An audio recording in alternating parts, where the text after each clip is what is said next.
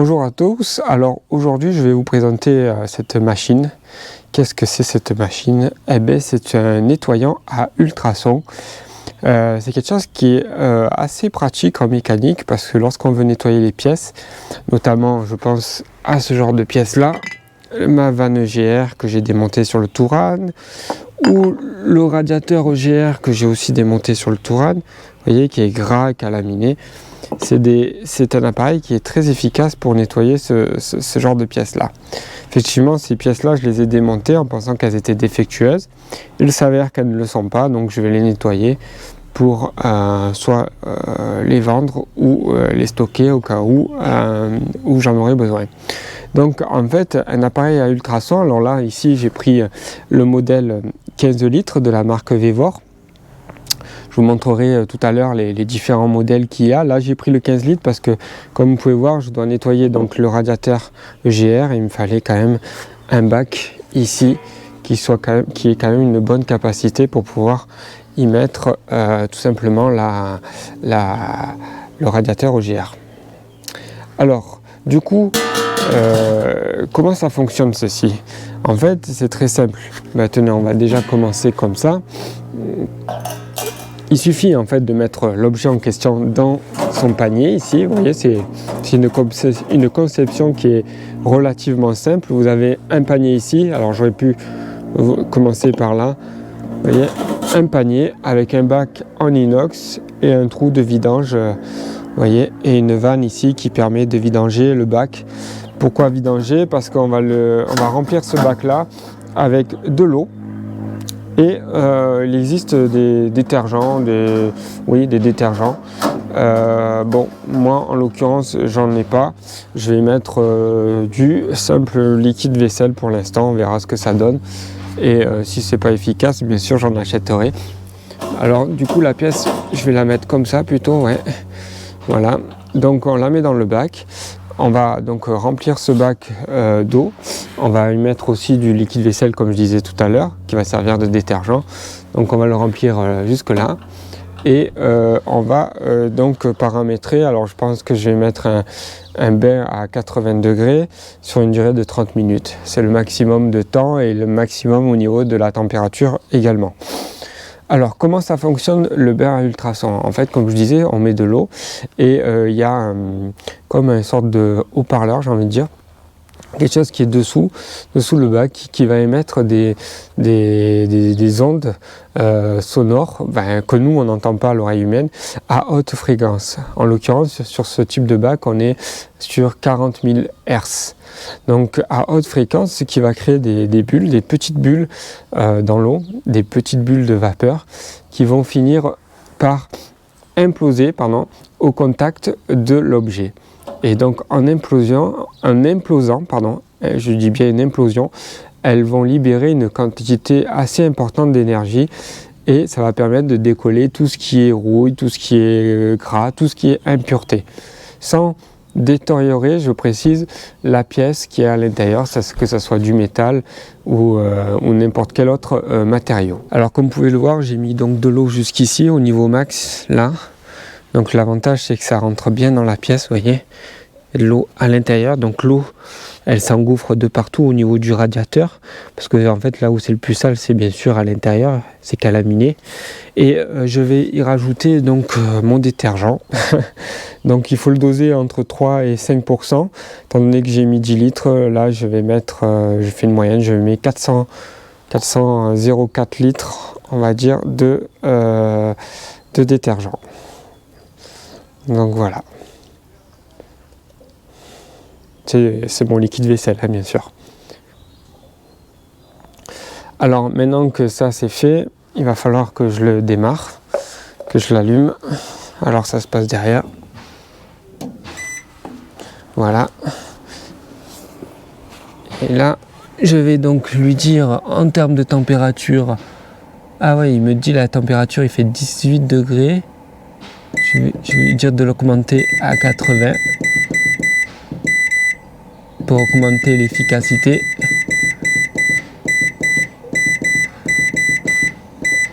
Voilà, 80. Et en termes de temps, je vais lui mettre 30 minutes. Voilà, là j'ai appuyé là pour valider, donc 80 degrés. Donc j'ai appuyé ici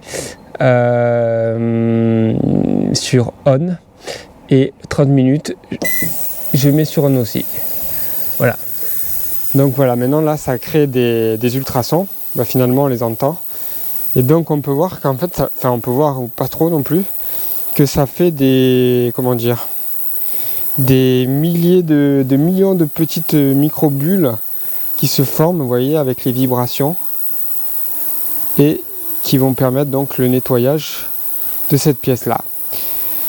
Donc là j'ai mis 30 minutes, donc je reviens vers vous dans 30 minutes quand c'est fini pour voir un peu le résultat. Alors ça y est, c'est terminé, les 30 minutes sont passées. Regardez le jus que ça a fait, c'est plutôt bon signe. Ça prouve que ça a bien agi. Donc là ça va, c'est pas trop chaud. Je vais pouvoir sortir aussi, c'est un peu chaud. Donc je vais pouvoir sortir la pièce. Hop là, comme ceci. Faut la vider.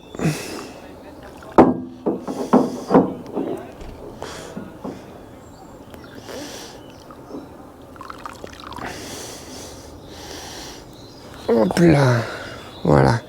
Je la mets là et je vais la rincer. Et puis ça a l'air plutôt bon signe.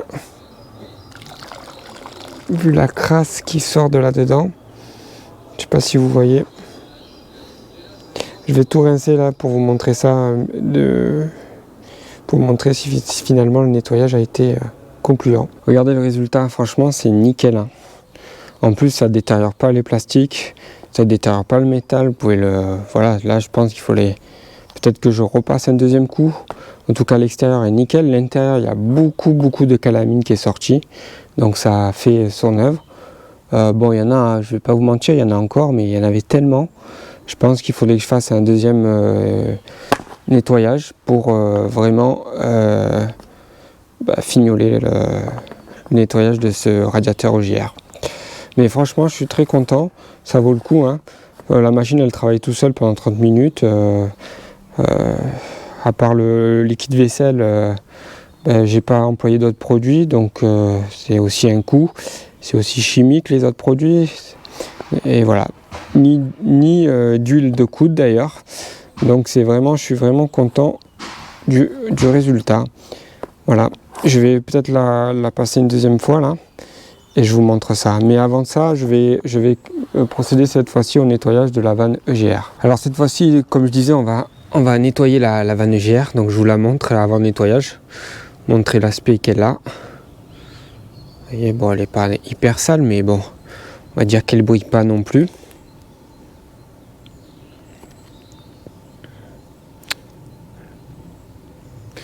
Donc là, je la mets là-dedans. Alors, avant de la... Oui. Voilà, je la mets là-dedans. Alors, il y a quand même un petit défaut que je dois dire, pour être tout à fait honnête avec vous. C'est au niveau, vous voyez, de la température, je demande 80 degrés. Ça clignote, mais chez moi, ça clignote pas. Hein. C'est la caméra qui fait ça. Donc, 80 degrés. En fait, donc là, je demande les 80 degrés pour que ça soit efficace. Et en fait, le temps, vous voyez, ça, c'est la température 44. C'est la température 43, là, température de l'eau actuellement. Et en fait, ça met vraiment du temps avant de monter à 80, etc. Donc en fait, je fais ce qu'on appelle un préchauffage avant d'enclencher les ultrasons. D'ailleurs, regardez là, c'est paramétré sur 20 minutes. Tout à l'heure, j'appuyais comme ça pour augmenter les valeurs et ça fait beaucoup de bruit. En fait, il suffit juste de maintenir le doigt là-dessus et ça monte. Vous voyez, je descends. Donc voilà, ça monte. Voilà, là je paramètre sur 30. Donc là il y a le préchauffage. Préchauffage, donc je l'ai activé, je l'ai mis sur on, on voit la LED bleue. Ça c'est pas encore activé. Donc pour accélérer ce préchauffage là, j'utilise ma bouilloire. Voilà. Donc bien sûr c'est de l'eau très chaude qui sort de là. Et ça permet finalement en peu de temps d'obtenir la température voulue. Voilà, c'est beaucoup plus rapide. Et donc bon, là je vais laisser le temps que la température augmente, parce que là l'eau elle est restée en surface. Voilà, ça va augmenter progressivement. Voilà, 46, vous voyez. Commence, bon, si je veux, je mélange le tout. Alors, c'est très chaud maintenant. Bref, et voilà, là je peux quand même commencer, même si j'ai demandé 80 degrés, je peux quand même commencer mon cycle, parce que on va dire que ça va s'y rapprocher, et puis la température des 80 degrés va être atteinte assez rapidement, notamment en début de cycle, à partir du moment où j'enclenche les ultrasons. Vous voyez, ça continue de grimper à 51. Bref, donc là je programme pour 30 minutes. Bien sûr, j'ai mis mon liquide vaisselle et j'envoie le cycle.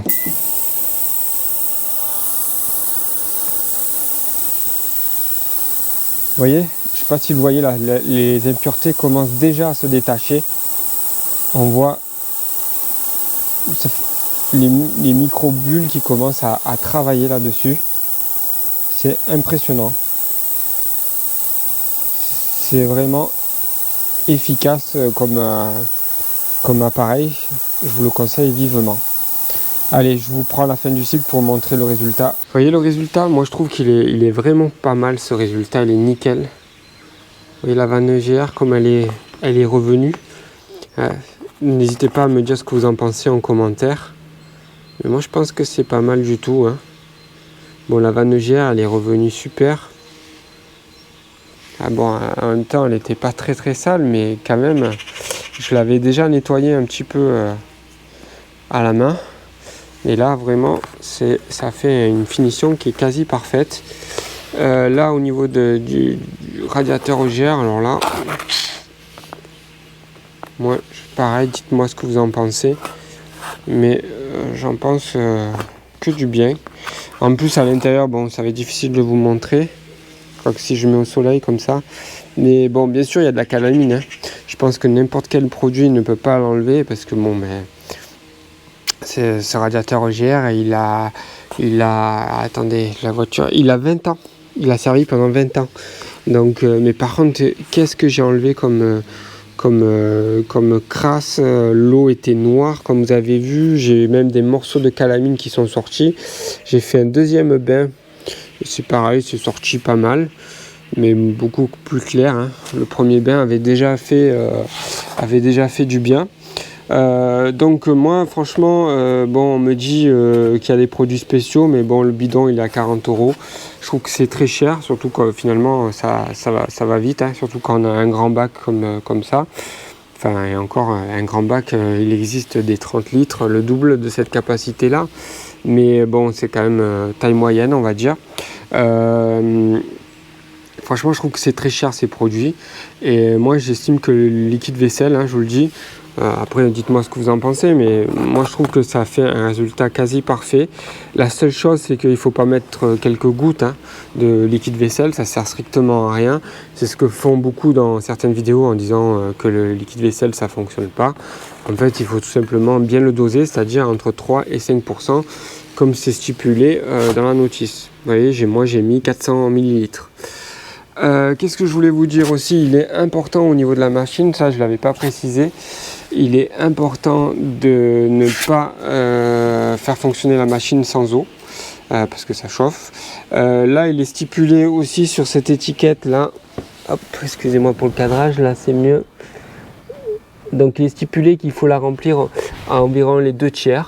Donc les 2/3, je vous disais c'était là, mais en fait on pourrait dire que c'est plutôt à la hauteur du panier, ici.